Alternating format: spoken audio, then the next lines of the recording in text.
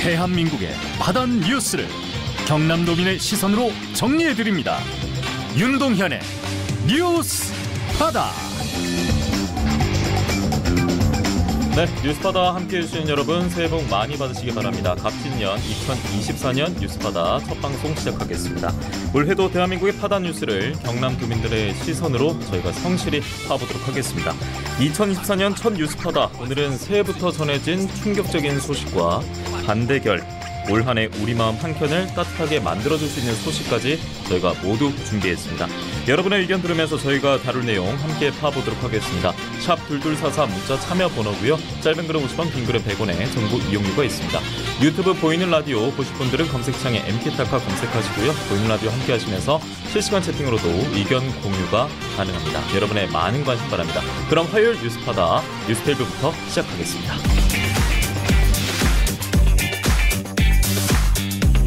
누가 밥상머리에서 정치 얘기하래?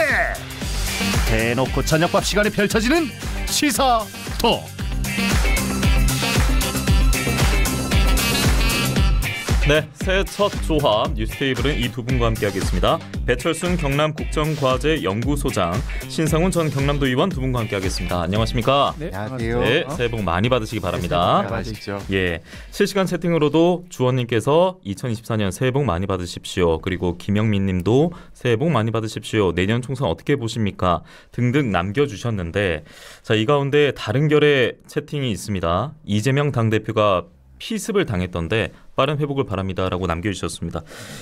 연말연시에 이제 좀 설렘 가득한 소식을 전해드려야 되는데 저희가 다룰 첫 번째 주제고요. 제1야당 대표가 부산을 방문한 가운데 오늘 오전 한 계안으로부터 피습을 당했습니다. 생명에는 현재 지장이 없는 것으로 알려졌고, 사용된 흉기, 피습 부위, 상황 자체가 굉장히 위험했는데 배철순 소장께서도 이 소식 오늘 오전 듣고 굉장히 좀 놀랐을 것 같아요. 깜짝 놀랐죠. 예. 어떤 경우에도 폭력행위가 있어서는 안 됩니다. 누가 했든 어떤 의도를 갖고 하셨든 이런 일은 두 번 다시 있어서는 안 되는 일입니다. 예. 신성훈 전 의원도 당연한 마음이었을 것 같습니다. 예, 배철순 소장의 말씀에 동의하고요. 저 같은 경우에는 이제 1월 2일이다 보니까 경남도당, 민주당 경남도당에서 이제 여러 신년 행사들이 있었어요. 그런 일정이 다 취소됐죠. 그렇죠. 네. 그래서 이제 민주묘지에서 첫 일정을 하고 두 번째 일정으로 이동 중에 이제 들어가지고 갑자기 모든 일정을 취소할 정도로 어수선했던 그런 오전을 보냈고요. 예. 말씀 주신 것처럼 저도 폭력 행위는 절대 있어서는 안 되고 특히나 이재명 대표, 제1야당의 대표에 대한 이런 행위는 민주주의에 대한 이 폭력 행위고 테러 행위라고 봅니다. 그래서 다시는 이런 일이 있어서는 안 된다. 예. 그리고 민주주의는 폭력적 행위가 아니라 대화와 타협으로 이루어져야 되기 때문에 그런 부분들에 있어서 다시금 한번 좀 생각하는 계기가 되었으면 좋겠고요. 무엇보다 이재명 대표가 빨리 쾌유하시기를 바라겠습니다. 쾌유하시길 바랍니다. 예. 윤석열 대통령도 우리 사회가 어떠한 경우에라도 이러한 폭력 행위 용납해서는 안 될 것이다. 경찰 등 관계 당국이 신속한 수사로 진상을 파악하고 빠른 병원 이송과 치료를 위해서 최선을 다하라. 이렇게 지시를 내렸습니다.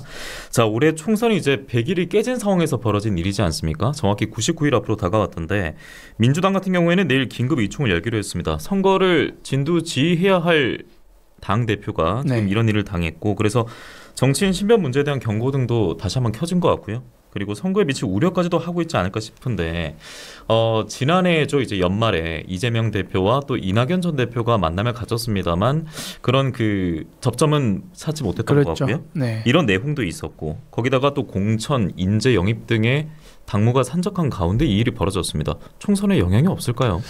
어떤 식으로든 영향은 무조건 있을 겁니다. 그럼에도 불구하고 당은 어쨌든 시스템이라는 게 있기 때문에 공천에 가장 중요한 역할을 해야 되는 공관위원장도 얼마 전에 이제 선임을 한 상황이기 때문에 내년 4월에 있을 총선까지의 당의 시스템적인 부분은 문제없이 저는 진행이 될 거라고 봐요.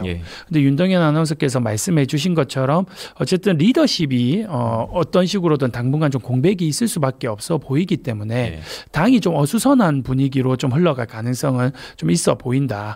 그것을 다시 바꾸기 위해서도 이재명 대표가 다시 돌아와야 되기 때문에 지금 저희가 방송에 들어오기 전에 확인했을 때는 서울대병원에서 이제 수술을 받고 있는 것으로 알고 있는데 하루빨리 좀 개차해서 좀 통합적 메시지를 내면서 당 안에 이제 좀 더 큰 좀 울림이 있는 메시지를 좀 전달해 주신다면 좀 빠르게 수습이 되지 않을까 그렇게 기대하고 있습니다. 네.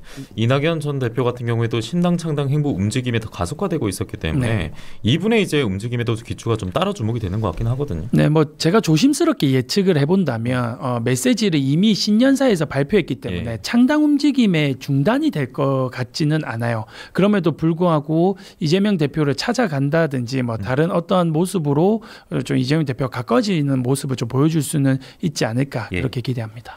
자, 배철순 소장님도 이 국민의힘 이번 총선 예비 후보로서 좀 추가적으로 하실 말씀이 있을 것 같습니다.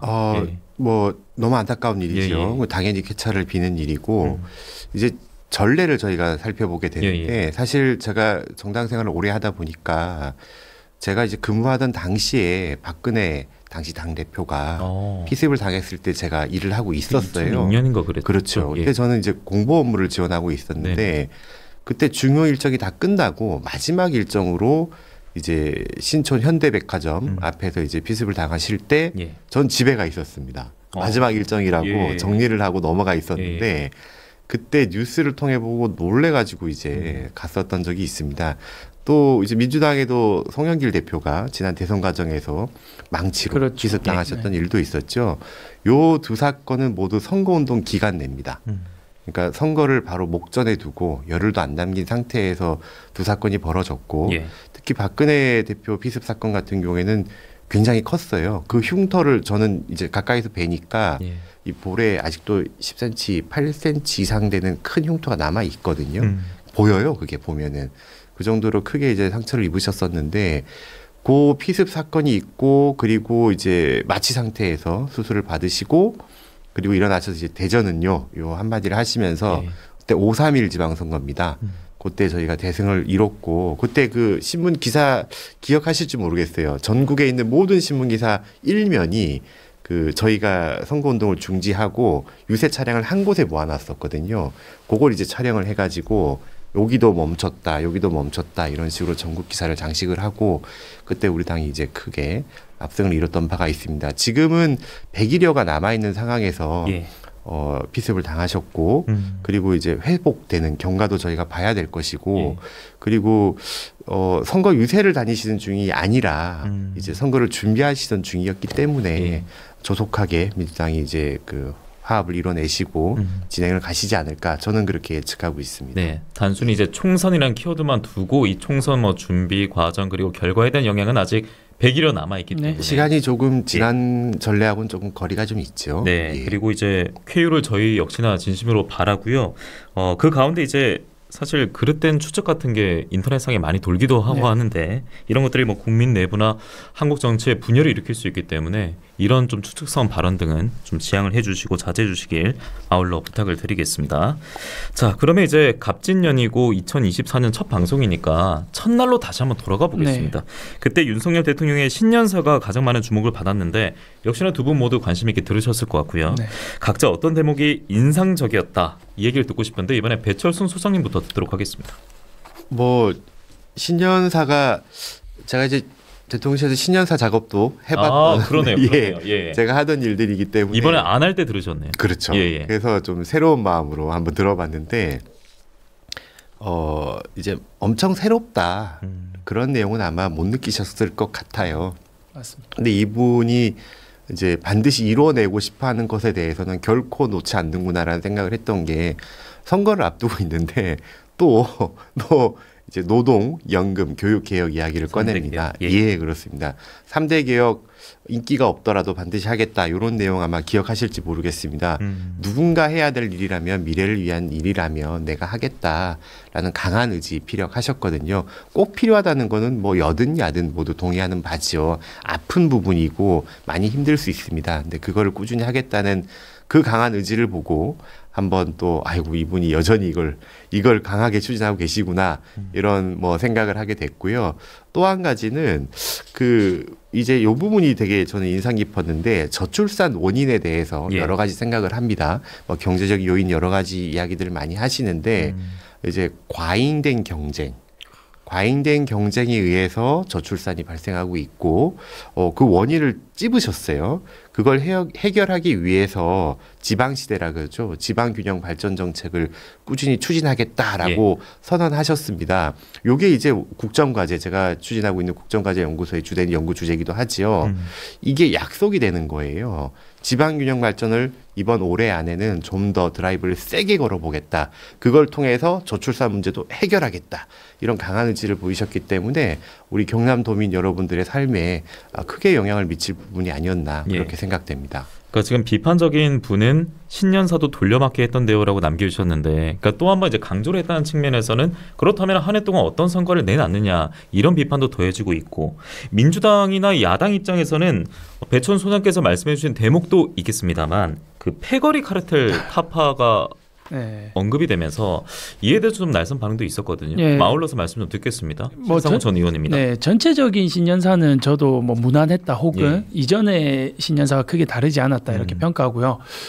오늘 방송을 준비하면서 그래도 이 신년사 부분에 있어서 와닿았던 부분, 좋았던 부분을 언급을 해야 될 것 같아서 네, 먼저 부탁드리겠습니다. 준비를 해왔는데 먼저 말씀을 하셨어요. 동일합니다. 저출생 문제에 대해서 이제 언급을 해주셨는데 그만큼 이게 저희 둘이가 같다는 의견을 이야기를 했다는 것은 그만큼 현재 우리 사회에서 가장 중요한 부분이다. 뭐 그렇게 평가를 해도 될 것 같아요. 노청년 정치인이 공감하는 대목이죠. 그렇죠. 그리고 이제 저도 대통령님께서 그것을 이제 이 과잉 경쟁 사회 때문이다라고 평가한, 그러니까 원인에 대한 평가도 저는 잘 찝으셨다라고 생각을 합니다.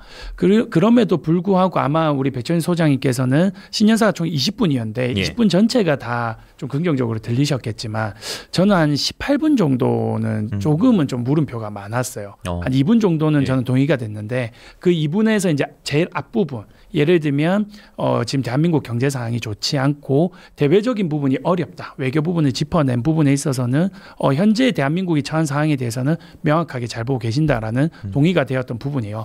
근데 그렇다면 이 위기를 어떻게 넘을 것이냐의 부분에 있어서 아까 말했던 이제 3대 개혁 부분이라든지 그리고 윤도현 아나운서께서 방금 말씀하셨던 패거리, 카르텔을 무너뜨리겠다. 이런 부분들은 기존의 윤석열 정부와 국민의힘이 지금 운동권과 민주당에 있는 그 극성 지지자분들을 이렇게 좀 본인들과는 좀 멀리 있는 것처럼 이렇게 표현하는 부분에는 여전히 기조가 계속 이어진다라는 게 와닿더라고요. 그래서 그런 부분에서는 우리 윤석열 정부가 크게 바뀌진 않겠다라는 이제 그런 생각이 들면서 조금 답답함이 있었고요.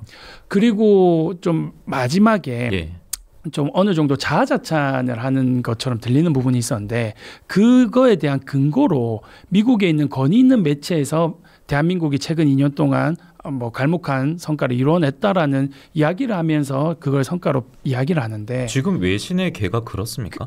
그러니까 이제 저는 이제 그 부분도 이제 동의가 안 됐고 그리고 이제 외신에 대한 평가, 예를 들면 포브스 선정 뭐 어떤 뭐 예를 들어 제가 이제 전 세계 뭐 100인으로 들어갔다라든지 이런 저와 같은 정치 신인들이나 이런 사람들이 그것을 크게 포장해야지 대한민국의 국격을 그런 외국 언론이나 매체를 통한 평가로 이렇게 갔다는 것은 조금 아쉽다.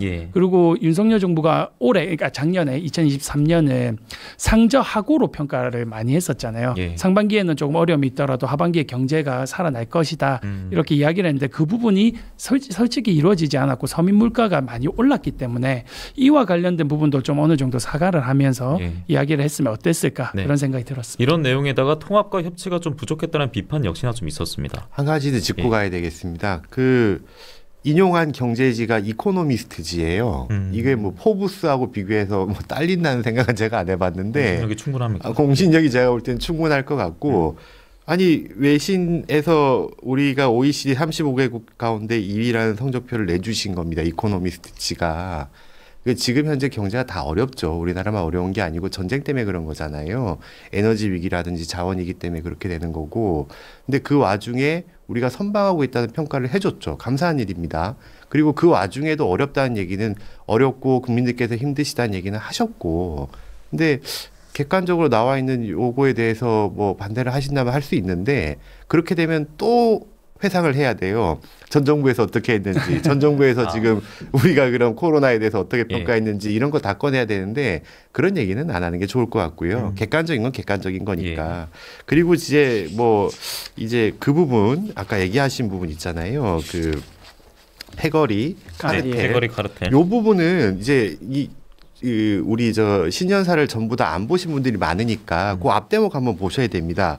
일관되게 이권 카르텔, 정부 보조금 부정 사용, 특정 산업의 독과점 폐해 등 부정과 불법을 혁파해 왔습니다. 한 다음에 패거리 카르텔 얘기가 나오는 거예요. 이게 민주당을 적시한 바가 없어요. 야권을 겨냥한 게 아니다. 없어요. 없다. 없는데 이제 이게 이제 이권과 이념에 기반을 둔 패거리 카르텔이다 이렇게 얘기를 하니 그쪽에서 이제 불편함을 표현하신 거죠. 저는 홍익표 원내대표님이 야당이시지만은 이 부분에 있어서 되게 그 매너 있게 얘기를 하신 것 같아요. 듣기에 거슬린다. 라는 표현을 하셨습니다. 본인은 운동권 출신이시고 하니까 듣기에 거슬린다. 그런데 법조 카르텔이라든지 중소기업 갑질 문제에 대해서 그런 카르텔에 대해서는 왜 얘기하지 않았느냐라고 이제 얘기를 하셨어요. 전 이 부분에 동의합니다. 그러니까 지금 우리가 정부 보조금 부정 사용하는 카르텔이라든지 다른 이권 카르텔이라든지 독과점 카르텔에 대해서 그게 잘못됐다고 얘기하는 게 대통령이 민주당 공격한 거 아니라니까요. 그리고 거기에 덧붙여서 그럼 뭐 검찰총장 출신으로 법조 카르텔 얘기하셔야지 이런 부분 지적은 받아들이겠는데 이거를 싸그리다 모아서 이건 운동권 이념 이런 거를 다 반대하는 거다라고 이건 오해라고 보이고요. 해석의 여지가 좀 있다고 생각합니다. 이어서 소장님 말씀에 반박을 좀 해보면요. 그러니까 저도 이제 처음 10년사 나왔을 때도 영상을 돌려보고 그리고 이제 오늘 방송을 준비하면서도 돌려봤기 때문에 이 방금 말씀하셨던 이제 카르텔, 패거리 카르텔이라는 게 그 10년사에서는 분명히 앞에 이제 다른 언급이 있었고 거기에 연장선상이었다라는 것에는 동의가 됩니다. 하지만 이 10년사로 통해서만 모든 게 다 보여지는 게 아니라 지금까지 윤석열 정부가 2년 넘게 진행을 해오면서 했던 기조들을 좀 연장선으로 포함해서 볼 수밖에 없는 거잖아요. 그렇기 때문에 이제 받아들이는 입장에서는 이것이 아무래도 어느 정도 이념적 부분에 대한 좀 공격이다 이렇게 받아들일 수밖에 없는 거고요. 그 관점에서 저는 아무래도 불편하게 들렸던 부분에 대해서 이야기를 드리는 거고, 그리고 이제 앞서 말씀해 주셨던 이제 여러 가지 카르텔 부분의 지적 또한 저는 예를 들면 노동 관련된 문제나 이것을 너무 크게 좀 성과로 표현하는 것은 불편합니다. 왜냐하면 지금까지 이제 그 윤석열 정부가 노동자들에 대했던 이제 행보나 이런 거에 있어서 시원하게 받아들이는 부분도 있겠지만 불필요한 너무나도 과잉 수사나 이런 걸로 목숨을 잃었던 사례들까지 있기 때문에 저는 이제 그런 부분까지 언급해서 이야기를 드렸습니다. 그 다른 정치인들의 평가를 보면요, 물론 이제 신년사 다시 한번 보고 들으시면서 여러분들 국민들의 판단에 맡기겠고요.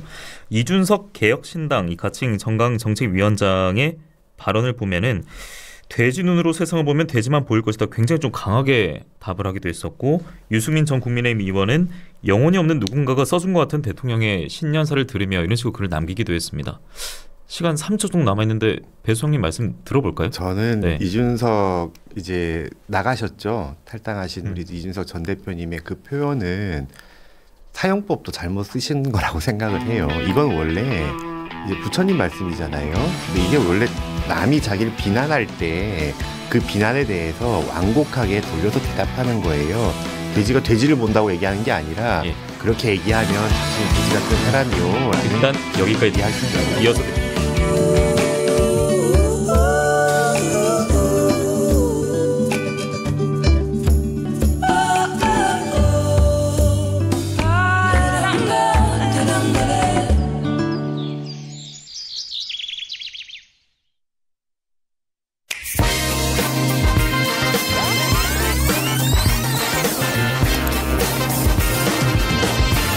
투표하세요.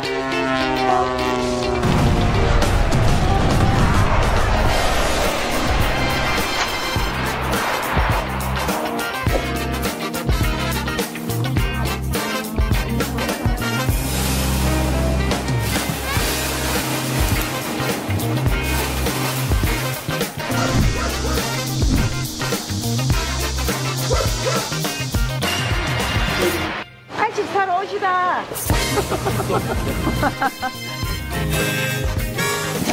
Pas beaucoup de poissons d'ailleurs.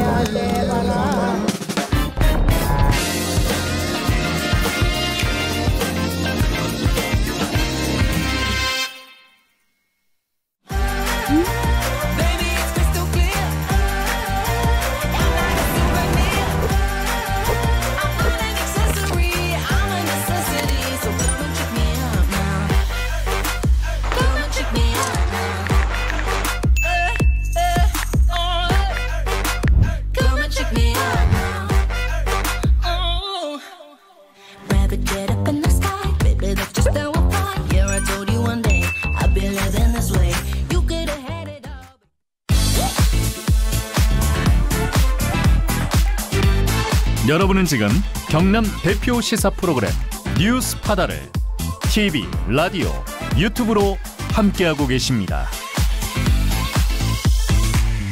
네, 배철순 경남국정과제 연구소장, 신상훈 전 경남도 의원과 함께 값진 뉴스테이블 함께하고 있습니다. 앞서 그 이준석 국민의힘 전 대표의 카르텔 관련 비판 발언 얘기를 듣다가 저희가 전하는 말씀 듣고 왔는데요.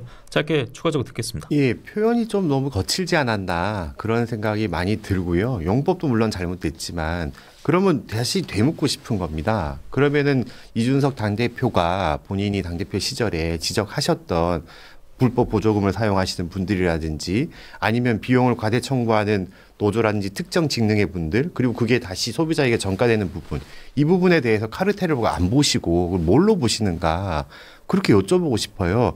타당이 되셨지만 이거 이제 표현에 있어서 아까 제가 홍익표 원내대표님의 표현에 대해서는 완곡하게 말씀하신 부분 어느 정도 받아들이겠다라고 말씀드렸습니다. 근데 우리 당 출신 전 대표님이 하실 그런 표현법은 아니었다라고 저는 생각을 합니다. 만약에 보거나 듣고 있으면은 저희 뉴스바다 다시 한번 출연해서 이준석 전 대표의 답을 들었으면 좋겠네요. 자, 국민의힘 이야기 조금 더 이어가도록 하겠습니다. 한동훈 국민의힘 비대위 위원장 취임 이후에 지난주에 한동훈 비대위 공식적인 출범을 알렸고요. 노인 비하 막말 논란으로 민경우 비대위원이 사퇴하는 등 한 차례 흠집이 나기도 했는데 바로 수습에 한동훈 위원장가 나섰습니다. 대한노인에 찾아가서 사과하기로 밝히면서 수습에 들어갔는데, 자, 그래서 이번 주는 이제 비대위보다는 공관위에 더 주목이 많이 될 것 같습니다. 오는 10일 전에 당원 당규에 따라 공천관리위원회가 출범해야 된다고 하기 때문인데요.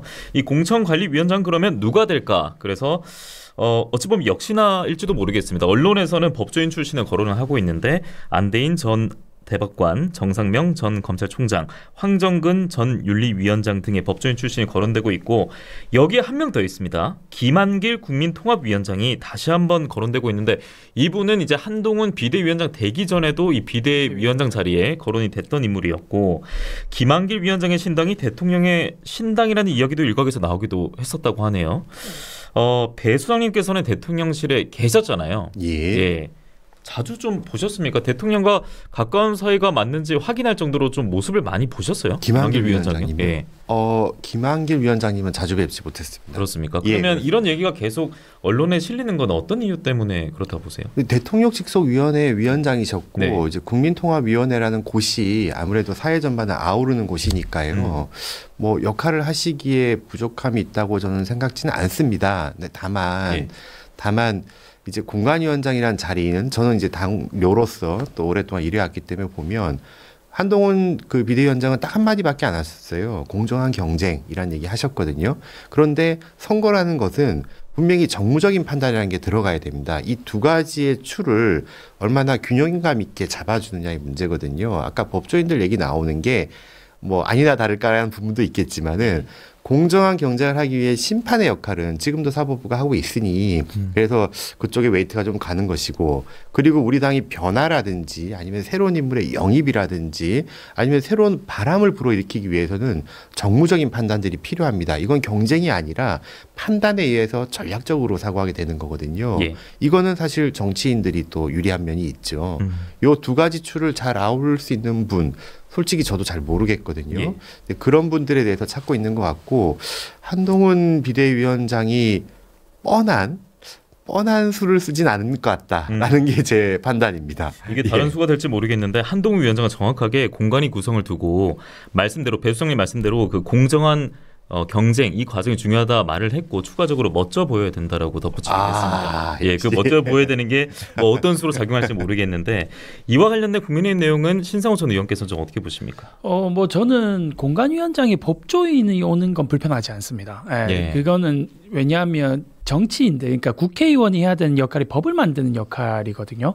그리고 이제 공심위가 해야 될 역할 중에 하나가 후보자들의 윤리 검증도 해야 되기 때문에 그런 관점에서 이 영역의 법조인들이 이름이 오르내리는 것은 꼭 그렇다고 해서 뭐 또 검찰공화국 아니냐 이렇게 비판하는 것은 좀 저는 개인적으로 많이 나갔다고 생각을 해요.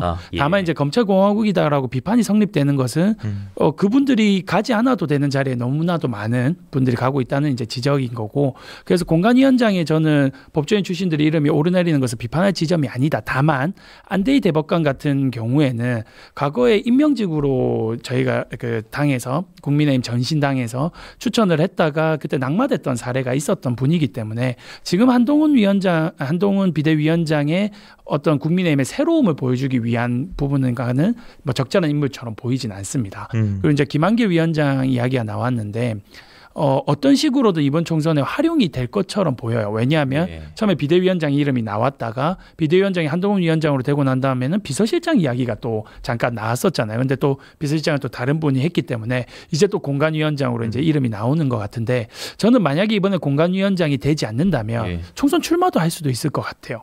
자, 그런 식으로 김한길 위원장 갈 수도 있을 것 같다. 그러려면 이제 사퇴 기한이 얼마 안 남았기 때문에 조만간 아마 어떤 판단이 있을 것 같고요. 그리고 이제 공관위원장으로 저는 한 명 좀 혁신적 인물이 올 수도 있을 가능성을 좀 이렇게 한번 이야기를 해보면, 그럼 다시 인요한 위원장 그렇죠. 그러니까 지금 현재로서는 인요한 위원장이 제일 유력해 보이긴 왜냐면 하잖아요. 처음에 공관위원장을 자기가 해달라 원한다는 표시를 했던 그렇죠. 근데 이제 저는 여기서 다른 인물을 이야기를 해보고 싶은데요. 저는 한동훈 위원장이 본인이 공관위원장을 갈 확률도 있을 것 같아요. 왜냐하면 불출마를 선언을 했기 때문에 본인이 오로지 모든 것을 감수하겠다라는 이야기를 할 수도 있지 않을까, 이렇게 조심스럽게 아무도 하지 않는 예측을 저는 해보도록 하겠습니다. 배철순 소장님은 국민의힘 입장에서 그런 가능성도 있다라고 보십니까? 전혀 생각해본 바 없습니다. 이게 일단 당원 당규하고 충돌 지점을 방금 한번 생각을 해봤는데 한번 좀 그거는 좀 충돌 지점이 있을 것 같거든요. 개정사항이 좀 나올 것 같네요. 이게 그러면 1월 10일을 우리가 지켜보면 되는 거예요? 그렇죠. 근데 이제 당원 당규 개정을 해서 원래 120일 전에서 90일 전으로 바꿔는 놨는데 실상 120일 전에서 90일로 바꿀 때도 120일 전이 지켜지지 않았기 때문에 90일 전으로 또 바꾼 거거든요. 그래서 요거는 시기가 꼭 못 박혀 있다고 보기보다는 유동적이다. 뭐 지금 이제 공관위원장님을 귀한 분을 못 구할 수도 있고 그분의 또 행보에 따라서 좀 늦춰질 수도 있고 그런 지점이 있으니까 그 즈음이다라고 얘기를 하셨고, 새로 개정된 당원 당규에서 처음으로 하시는 거니까 아마 지키려고 하실 것 같은데 좀 지켜봐야 될 것 같습니다. 알겠습니다. 늦더라도 이제 두 분이 출연하는 방송 시기는 다음 주 화요일, 그러니까 1월 9일이기 때문에 1월 9일 즈음이면은 이와 관련된 내용 조금 더 뚜렷한 윤곽 소식을 저희가 전해드릴 수 있을 것 같습니다. 시간 관계상 오늘 두 분과의 토크는 여기서 마무리하도록 하겠습니다. 배철순 경남국정과제 연구소장, 신상훈 전 경남도 의원 함께했습니다. 오늘 고맙습니다. 네, 감사합니다. 고맙습니다.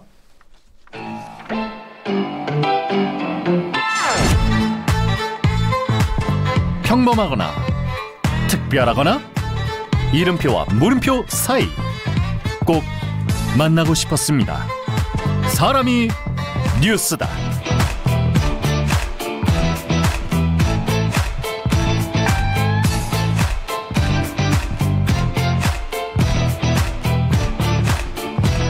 네, 요즘 바깥에서 밥 한 끼 사 먹기가 정말 부담이 됩니다. 보통 10,000원을 찍곤 하는데 대학교 내에 1,000원 학식은 또 들어보신 적이 있을 겁니다. 그런데 그보다도 절반 가격인 500원으로 한 끼 식사를 할 수 있는 곳이 있다고 하면 여러분 믿어지십니까? 새해부터 저희가 거짓 뉴스를 전할 일은 없을 테고요. 자, 이분과 함께 이야기 들어보겠습니다. 블라썸 여자 사회적 협동조합의 이영순 이사장 스튜디오에 모셨습니다. 이사장님 안녕하십니까? 네, 안녕하십니까? 네, 처음 뵙겠고 또 새해 복도 많이 받으시기 바랍니다. 네, 감사합니다. 네, 이게 500원 식당? 네. 가짜 뉴스 아니지 않습니까? 실제로 있는 거잖아요. 예, 진짜입니다. 예. 어떤 식당인지 직접 소개부터 해주실까요? 예. 저희 저 불나섬 여자 사회적 협동조합은 저 이제 조합에서 운영하는 좀 500원 식당이고 또 창원시에서 지원을 받아서 저희들 방학 기간에 네 점심 식사를 좀 해결하는 곳입니다. 그러고 요즘은 조선 조모 가정도 많고 맞벌이 부부도 많고 그래서 저희들이 아동 청소년들에게 따뜻한 밥 한 끼 500원을 받고 지금 시작했습니다. 그래서 처음에는 여자동에 이제 인근의 아동 청소년들한테 이제 저희들이 제공을 했는데 지금 현재는 이제 좀 약간 좀 범위가 좀 넓어졌습니다. 아, 그렇습니까? 네네. 이런 뭐 선한 역할을 하는 장소들은 계속 늘어나야죠. 네네. 네, 감사합니다. 이사장님도 힘써주고 계신데 가는 날이 곰팡이라는 아이디를 쓰시는 분은 MBC 경남 라디오 캠페인으로 들었습니다라고도 남겨주셨습니다. 네, 감사합니다. 실제로 이제 경남 날씨가 조금 풀렸습니다만 아직 겨울입니다. 겨울에 가까운 계절인데 새해부터 마음 따뜻해지는 이야기를 전해주시기 위해서 오늘 이사장님 저희가 모시게 됐고 앞서 그 아동 청소년 말씀을 해주셨는데 실제로 500원 식당 운영에 대한 수요가 많나 봐요. 그러니까 끼니를 제대로 해결하지 못하는 방학 중에 아이들이 실제로 그렇게 많습니까?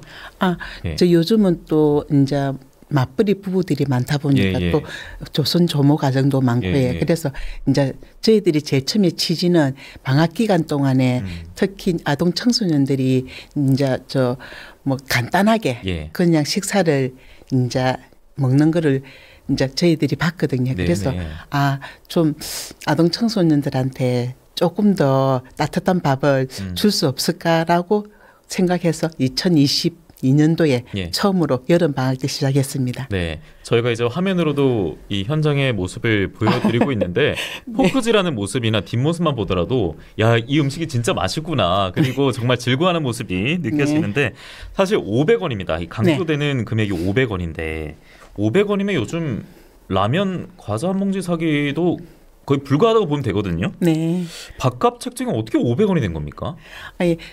처음에는 저희들이 이제 돈을 받지 않고 시작을 했습니다. 근데 어디에도 돈을 받지 않고. 네네. 근데 이제 창원 제일 처음에는 경상남도와 창원시에서 지원을 받아서 지자체 지원을 받아서. 그래서 저희들이 이제 아동 청소년들한테 돈을 받지 않고 제공했는데 근데 사실은 요즘 청소년들이 잘 그때는 오지를 않더라고요. 왜냐하면은 너무 공짜니까 좀 음식이 좀 부실하지 않나 그런 생각에서 제 하루 이틀은 오지를 안 해가지고 그냥 그러지 말고 인근에 전 아동 청소년들한테 저희들이 이 따뜻한 밥 한 끼를 제공하자라는 뜻에서 이제 시작을 했고요. 그다음에 500원은 사실은 부담스럽지 않는 가격에 그래서 제일 처음에 이제 저희들도 사실은 고민을 많이 했습니다. 이 돈을 받아가지고 어떻게 사용할까. 근데 저희들은 이 돈을 받아서 다시 기부를 하고 있습니다. 그 500원도 기부를 하고 있다고요? 네네네. 야, 이게 계속해서 이제 선한 행동이 반복되고 있는 건데. 위민하는 거죠. 처음에는 이제 돈을 안 받다가 500원을 받았다고 했잖아요. 지금도 받고 있는데. 이게 받게 된 계기가 앞서 이제 그 찾아오는 아이들, 청소년, 학생들이 괜히 좀 이 음식의 퀄리티 이런 고민도 있었겠습니다만. 네, 맞습니다. 그 나쁜 생각인데 이 주변의 시선 자체가 아이고 뭐 내가 좀 자존심이 상하는 발걸음을 가지고 있는 거 아닌가 이런 시선도 있어서 뭐 학생들이 오히려 아이들이 500원 낼게 돈을 낼게라고 했다고 하더라고요. 보통 맞습니까? 네, 맞습니다.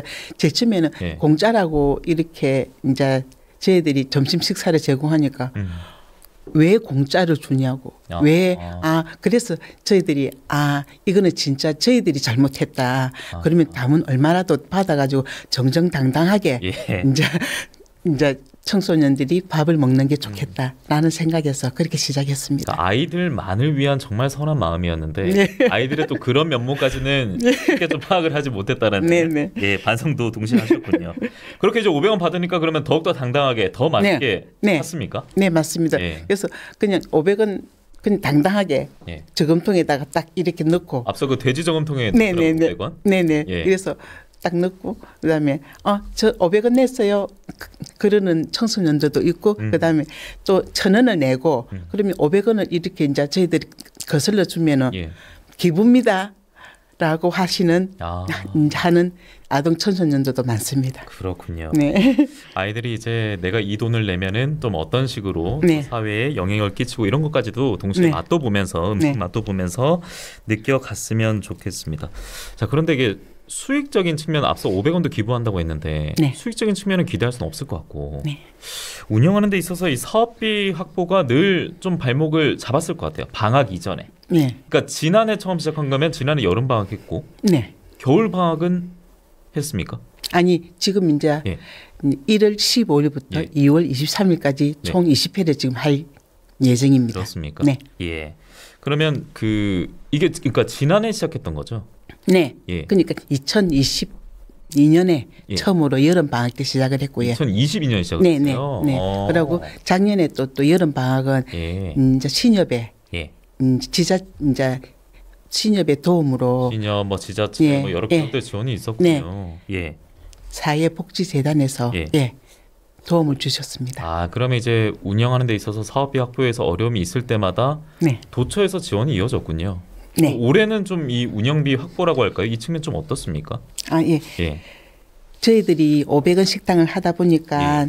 좀 MBC나 이렇게 언론 매체에서 많은 보도를 해주셔가지고 저희가 또 크리스마스 연휴 전에 네. 따뜻한 소식으로 보도를 했어요. 네, 네. 예. 그래서 각종 이제 언론 매체에서 많은 보도를 해주셔서 저희들이 기업 후원도 지금 들어왔고 예. 개인 후원도 들어왔습니다. 예. 기업 후원은 1,650만 원 정도, 개인 후원은 3,350만 원 정도, 약 한 5천만 원이 지금 들어왔거든요. 그 그래서 정도면은 한 뭐 어느 정도 운영할 수 한 3년 정도는 3년은요? 네, 오. 예, 충분히 할 수 있습니다. 예. 예, 예. 이렇게 이제 돈으로 지원을 해주는 곳도 있고요. 네.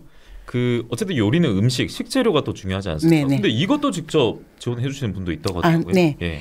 이제 지역에 많은 분들이 진짜 너무 많이 도와주시거든요. 예, 예. 그래서 그래도 아직까지는 대한민국에 살만하다라고 그러네요. 예, 예. 저는 느낍니다. 그래서 이제 주방에서 일하시는 분 몇 분은 빼고에 저희들이 저 불나섬 여자 사회적 협동조합 조합원님들이 봉사를 해주시고 예. 또 이제 인근에 식육점 사장님, 계란 도매상 사장님, 그 다음에 중국집 사장님, 빵집, 스시식당 사장님 야. 여러분들이 재료와 쌀도 많이 기부를 해주셔가지고 예. 진짜 저는 진짜 제가 사실은 좀 눈물이 많습니다. 근데 그거를 주실 때마다 예. 약간 울컥합니다. 근데 저는 이 사장님 말씀만 들어도 사실 대한민국에 있어서 좀 자조적인 발언을 많이 하는 청년들이 아쉽게도 안타깝게도 늙고 네. 있는 이 현실에서 네. 오늘 이 새해 첫 뉴스바다에서 이 사장님이 전해주는 소식은 좀 다른 물결로 네. 읽히지 않을까 싶고요. 네. 이런 질문도 있어요. 어른들도 갈 수 있나요? 했는데 네. 이제 예. 저희들이 안 그래도 동네에서 왜 우리는 밥 안 주노 그렇게 말씀하시거든요. 어르신들이. 네, 예. 네. 그래서 그러면 저희들 협동조합에서 일 열심히 해가지고 다음에는 이제 어르신들도 제가 식사를 제공하겠습니다라고 합니다. 근데 이제 지금 현재로는 지금 이제 지역의 아동 청소년들이 예. 또 저희들 어찌 보면 또 나라의 보배이지 않습니까? 그래서 먼저 이제 이 사업은 시작하게 예. 되었고요. 그리고 또 청소년들이 좋아하는 메뉴를 저희들이 이렇게 선택을 합니다. 앞서 영상홍 메뉴도 그렇게 네, 하더라고요. 함박스테이크라든지 네. 돈가스 뭐 스파게티라든지 그다음에 김밥, 짜장면 그런 걸 이렇게 제공하다 보니까 아동 청소년들이 너무 좋아하고 또 만족도가 너무 좋습니다. 예, 저희 제작진은 제가 볼 수 있는 화면에는 어른들은 5,000원 이상 기부금으로 내고 드실 네. 수 있다. 네, 네. 이런 말씀 남겨주신 거 맞습니까? 네, 맞습니다. 예, 그리고 앞서 어른들도 먹을 수 있습니까에 대한 네. 답변을 이 사장님께서 해주셨는데 네. 실시간 채팅으로는 아이들에게 기회를 더 많이 줘야지요 하셨고 네. 사실 뭐 현명한 답은 이분이 내려주신 것 같습니다. 동시에 정부 여당에서 조금 더 세심하게 지원해줬으면 좋겠습니다. 예, 아무래도 이 예산 네. 확보가 가장 중요하지 않겠습니까? 네, 맞습니다. 운영비적인 측면도 그렇고. 네, 네. 그래서 이것도 궁금하더라고요. 인건비 같은 경우는 네. 좀 감당이 가능한가? 예. 예. 이제 저희들이 또 지금 블라썸 여자 사회적 협동조합은 예. 군항제 때 예. 그 장소에서 사실은 군항제 때 먹거리 장터를 합니다. 예. 이제 그 수익금으로 이제 좋은 일에도 사용하고 그러는데 이제 저희들 지금 후원금으로도 충분히 이제 그러니까 많은 인건비는 줄 수 없지만은 저희들 약간의 운영비는 이제 지금 직업이 지금 된다고 제가 또 이제 여러 곳에다가 문의를 해봤습니다. 그래서 뭐 이제 그렇다고 또 너무 많은 분들이 그게 또 임금비를 가하는 건 아니고 주방에 한 4분 정도 이제 그분들은 최저 임금은 제가 드리고 있고 그다음에 이제 홀에서 이제 서빙하시는 분들은 저희들 조합원님들이 지금 자원봉사를 하고 있습니다. 저희가 이제 MBC 경남 어른 김장하라는 다큐멘터리와 영화로 지난해 이제 여러분들에게 진정한 어른은 누구인가에 대한 생각을 묻었는데 2024년 갑진년만큼은 블라썸 여자 사회적 협동조합에 좀 주목을 해야 될 것 같습니다. 정말 대단한 마음을 가진 어르신들 많이 계신 것 같은데요. 조금 더 이제 풀어서 얘기를 하면 좀 가볍게 얘기를 하면 아이들 음식 먹고 뭐래요? 너무 맛있대요? 퀄리티가 어느 정도인지 직접 한번 듣고 싶네요. 어떻습니까? 제가 그때 여름 방학 때 저보고 청소년들이 저 겨울 방학도 하실 거예요 라고 할 때 사실은 가슴이 먹먹했습니다. 저 약속을 제가 지킬 수가 있을까 없을까. 사실 모르잖아요. 어떻게 될지 모르잖아요. 그래서 최선을 다해볼게라고 했거든요. 근데 이제 저희들이 이렇게 이제 MBC에서 이렇게 언론 매체를 타다 보니까 많은 후원을 받고 그래서 저는 아동 청소년들한테 그 약속을 지킬 수 있어서 너무 감사드리고요. 그러고 이렇게 나가면서 진짜 이게 쌍따봉을 해주시고 쌍따봉을 하거든요. 엄지를 그야말로 2개나 튀겨 세우는군요. 그러면서 너무 맛있었다고 그러면은 진짜 엄마의 마음으로 그 재료를 준비했기 때문에 그래서 정말 뿌듯하죠. 그러면은 피로가 싹 달아납니다. 앞서 말씀해 주신 가운데 화면으로 그 각가지 메뉴들이 나갔단 말이에요. 보니까 음식이 한식에만 국한되는 게 아니라 양식, 중일, 양식 다 있네요. 이야, 이거 아이들이 굉장히 좋아할 수밖에 없겠고 향후 일단 3년 정도는 운영비가 확보돼 있다고 했잖아요. 이게 3년 정도가 아니라 좀 지속적으로 끊임없이 밀물이 계속 들어왔으면 좋겠는데 500원 식당이 이제 유지되기 위해서는 이제 여러분들 어르신들의 따뜻한 마음과 후원, 후원이 정말 중요하지 않습니까? 네, 맞습니다. 뭐 많은 도움을 이미 주셨습니다만 또 한번 이사장님께서 강조를 좀 해주시죠. 저희 블라썸 여자 사회적 협동조합은 이 500원 식당을 계속 지속적으로 진행하고 싶고 하고 싶습니다. 그래서 우리 아동 청소년들한테 맛있는 밥을 이렇게 제공할 수 있도록 많은 분들이 도와주셨으면 정말 감사드립니다. 고맙습니다. 그리고 무엇보다 고객입니다. 우리 학생들, 어린 친구들 부담을 가지고 아직까지 500원 식당을 이용하는 친구들도 저는 있을 거라는 생각도 들거든요. 그러니까 부담 가지지 말고 우리 어른들이 있으니까 이렇게 너희를 위해 신경 쓰고 힘쓰고 맛있는 밥을 준비하고 있으니까 마음껏 먹어라. 그리고 주변의 친구들에게도 알려달라. 이런 말씀도 추가적으로 해주시죠. 저 이번 겨울 방학은 1월 15일부터 2월 23일까지 총 20회를 저희들이 이제 준비를 했습니다. 월화목금. 월화목금만. 일주일에 4번이고요. 그러고 이제 저희들이 따뜻한 밥을 준비할 거니까 이제 아동 청소년들 그냥 부담 가지지 말고 혹시나 돈이 만일에 없으면은 그냥 한번 웃어주면 됩니다.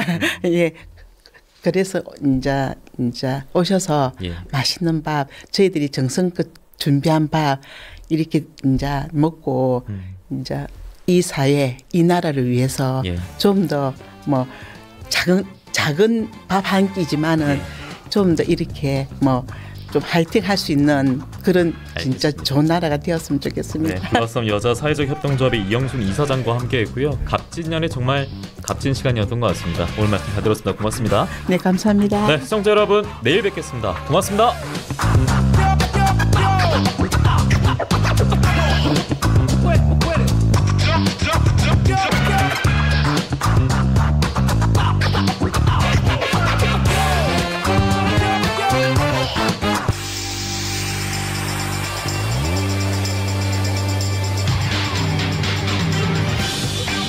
대한민국의 바다 뉴스를 경남도민의 시선으로 정리해드립니다. 윤동현의 뉴스 바다. 여러분 안녕하십니까. 1월 3일 수요일에 인사드리겠습니다. 뉴스바다 시작합니다. 다가오는 4월 10일 총선, 이제 98일 앞으로 다가왔습니다. 경남의 여야 정치권은 총선 승리를 향한 각오를 연이어 다지고 있는데요. 국민의힘은 경남 16곳 선거구의 전석 확보, 더불어민주당은 현재 3곳에서 5곳을 더해서 최소 8곳을 목표로 하고 있습니다. 100회를 맞는 오늘 뉴스바다에서는 이처럼 거대 양당이 내세운 목표에 분수령이 될 수 있는 경남의 격전지에 대한 여론조사 결과를 공개하도록 하겠습니다. 오늘도 여러분의 의견과 함께하겠습니다. 샵 2244 문자 참여 가능하고요. 짧은 문자 50원, 긴 문자 100원의 정보 이용료가 있습니다. 유튜브 MP타카 통해서 보이는 라디오 함께하시면서 실시간 채팅으로도 의견 남기실 수 있습니다. 그럼 새해 첫 뉴스테이블 특별판으로 모시겠습니다.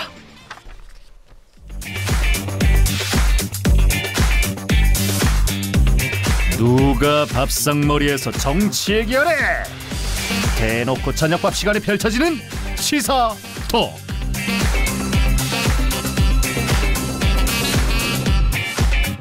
네, 다가오는 총선까지 더욱더 바빠지실 두 분을 저희가 오늘 모셨습니다. 변상욱 전 CBS 대기자, MBC 경남 이상훈 취재팀장 함께하겠습니다. 새해 복 많이 받으십시오. 네, 안녕하십니까. 네, 반갑습니다. 100일도 채 남지 않은 총선, 이 의미를 두고 여당은 전국의 안정, 야당은 정권 심판으로 팽팽히 맞서고 있는데 여야 모두 사활을 걸고 있습니다. 먼저 변상욱 기자님, 관전 포인트부터 짚어주신다면요. 어떤 게 있을까요? 어렵습니다. 왜냐하면 이번에 7개의 언론사가 신년 여론조사를 해서 동시에 내놨습니다. 새해를 맞으면서. 거기에 보면 국민의힘과 그다음에 민주당이 35대 35입니다. 사실상. 7개를 종합해 보면은 35대 35, 그리고 아직 못 정했다, 어찌할지 모르겠다라고 하면 25 정도가 나오는 겁니다. 나머지 5가 이제 기타 진보 정당이나 등등등이고, 결국은 이렇게 되면 어떤 문제가 생기냐면, 그 무엇이 이번 선거를 가름하겠느냐라고 할 때 뭐 여러 가지 요인이 있지만 일단 좀 긍정적인 것부터 한다면 각 당이 얼마나 혁신의 의지를 국민들한테 보이고 실천해 나가느냐라고 하는 것이 이제 거기서부터 플러스 알파가 자꾸 붙게 되겠죠. 그다음에 지역의 수건 사업이나 대형 지역 과제들이 있는데 그 프로젝트들을 왜 그동안 못했는지에 대해서 또는 앞으로 어떻게 할 건지에 대해서 국민들한테 이제부터라도 지역에서 설명을 제대로 하면 플러스 알파가 시작이 됩니다.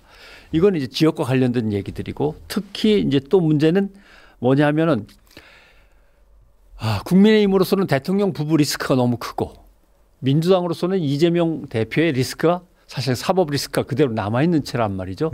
이걸 어떻게 관리하느냐에 따라서 얼마든지 또 변화가 있고, 그다음에 한동훈 비대위원장 같은 경우 국민의힘에 어떤 새바람을 불러 넣을 것인가에 대해서 지금은 일단 취임하면서 컨벤션 효과가 있어가지고 바람을 좀 몰아갔고, 근데 그 바람이 경남에는 별로 없는 것 같고 수도권은 상당히 셉니다. 그런 것. 그리고 사실은 이제 문제는 대통령에 대한 국정수행 지지도는 좀 낮은 편입니다. 그러면 국민의힘을 지지하는 것과 대통령을 지지하는 것의 그 격차에서 벌어지는 표를 민주당이 가져가야 되는데 민주당이 과연 정권을 다시 넘겨받으면 제대로 할 것이냐라고 하는 데 대해서 국민에게 아직도 확실한 믿음을 못 주고 있는 어정쩡한 상황이어서 40, 20 이렇게 가야 되는데 35대 35대 한 25 이 정도로 지금 판세가 계속 고정화돼 있다. 이렇게 말씀드릴 수 있을 것 같습니다. 이번 총선 앞두고 참 여러 가지 물음표가 많이 따라다니고 있는데 이상훈 팀장 같은 경우에는 이제 경남을 집중적으로 파오셨잖아요. 이번 선거 좀 어떻게 보십니까? 관전 포인트로 말씀해 주신다면요. 제가 판 건 아니고 여론조사 기관에서 봤는데 일단 보수 성향이 경남은 기본적으로 강하잖아요. 상대적으로 강하다고 표현하는 게 맞겠는데, 근데 지금 현 정부 말씀하신 대로 현 정부에 대한 국정 지지도가 낮단 말이죠.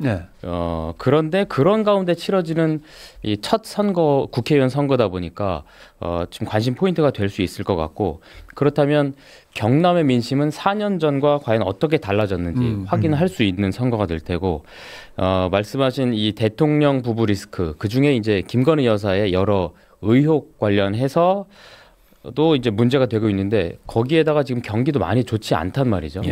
요런데 경남 민심은 그대로 이게 반영이 될 것인지, 또 경남의 지역 국회의원 선거구로 또 봤을 때는 이 현역 국회의원들이 이제 상당수가 이제 국민의힘 국회의원들인데 이 4년 동안 과연 뭘 했나 제대로 이제 평가를 받을 수 있는 선거가 되겠죠. 특히 뭐 경남 같은 경우는 뭐 김해나 양산 같은 경우는 이제 경합을 많이 벌였던 곳이기도 해서 또 재미있는 선거가 될 것 같고요. 지금 이제 아까 제가 처음에 말씀드린 보수 성향이 강한 경남이란 표현에서도 그렇지만 지금 16개 선거구에서 이제 예비 후보들 등록이 어느 정도 돼 있나를 보니까 59명이 예비 후보 등록을 했는데 그중에 민주당 후보가 14명이고 국민의힘 후보가 38명입니다. 네, 그만큼 이제 일단 이 국민의힘 경선에서만 되면 크게 유리하다 이런 것들이 작용하니까 이렇게 되는 거겠죠. 그리고 정의당 1명, 진보당 6명 현재는 이런 상황입니다. 알겠습니다. 자, 그리고 이제 이 가운데 저희가 7회차 여론조사를 준비를 했고요. 지난해 연말 이틀에 걸쳐 진행을 했습니다. 기존 조사는 경남도민 전체를 상대로 진행을 했었는데 이번 조사는 기존과 차이가 있습니다. 이상훈 기자가 다시 한번 정리해 주실까요? 네, 저희가 경남도민 이제 1,000명을 대상으로 한 것과 다르게 이번에는 관심 지역구, 그러니까 예전부터 경합을 벌였거나 재미있을 선거구 5곳을 추려서 했습니다. 저희가 예산 문제도 있기 때문에 다 하고 싶지만 그러진 못했고요. 그 재미있는 곳, 재미있을 것 같은 곳 5곳을 그래서 여론조사를 했습니다. 그래서 선거 여론조사 심의위원회에 등록도 해야 되고 여러 가지 관계상 500명씩으로 했습니다. 이 팀장이 흥미진진하다고 한다는 것은 바꿔 말하면 당사자들 입장에서는 후보라든가 경선 후보로 갈 사람들은 피가 마르는 것이군요. 앞서 제가 초반에 말씀드린 대로 각 당의 목표대로 이루기 위해서는 이 격전지, 접전지가 중요할 것 같은데 어떤 곳을 뽑아서 저희가 조사를 했는지 지금부터 공개를 하겠습니다.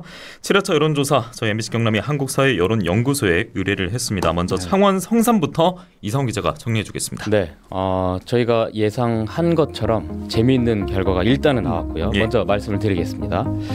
경남의 정치 1번지 이 창원 성산구 유권자들에게 윤석열 대통령의 국정 운영에 대해서 물었습니다. 잘한다 40.5, 잘 못한다 53.9%로 부정평가가 13.4%포인트나 많았습니다. 그럼 이번 국회의원 선거에서 현 정부의 독주를 견제하기 위해서 민주당 같은 야당 후보에게 힘을 실어줘야 된다는 응답이 48.2, 그리고 안정적인 국정 운영을 위해서 국민의힘 후보에게 힘을 실어줘야 한다. 이게 41.9. 그래서 현 정부 견제가 6.3%포인트 많은 걸로 일단 나왔는데 이것은 오차 범위 내입니다. 그리고 플러스 마이너스 4.4%포인트입니다. 그래서 내일이 이제 국회의원 선거일이라면 그렇다면 어느 정당에 투표하겠냐 이렇게 물었더니 성산구 응답자들은 국민의힘이 40, 그리고 민주당이 37.4%로 나와서 두 정당이 오차범위 내에서 아주 팽팽했습니다. 정의당이랑 나머지 이제 정당들도 나오고 있고요. 그다음에 지난달 27일 현재 창원 성산구의 예비 후보이거나 또 출마 예상 인물들에 대한 선호도 조사도 해봤습니다. 민주당의 허성무 전 창원시장이 34.2%, 그리고 현 국회의원이죠. 국민의힘 강기훈 의원이 17.8%, 김석기 전 창원시 1부시장 11%, 그리고 배종천 전 창원시 의회 의장이 8.7%, 정의당의 여영국 전 국회의원이 8.2%, 진보당의 이영곤 위원장이 4.0% 이렇게 나왔습니다. 그런데 국민의힘 인물 선호도를 단순히 합하면은 37.5%가 나온다는 점 이것도 같이 말씀을 드리고요.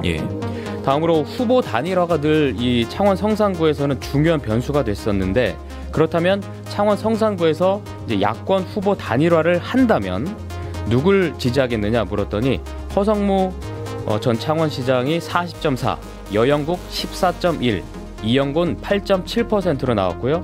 지지 후보가 없다 20.9%나 됐습니다.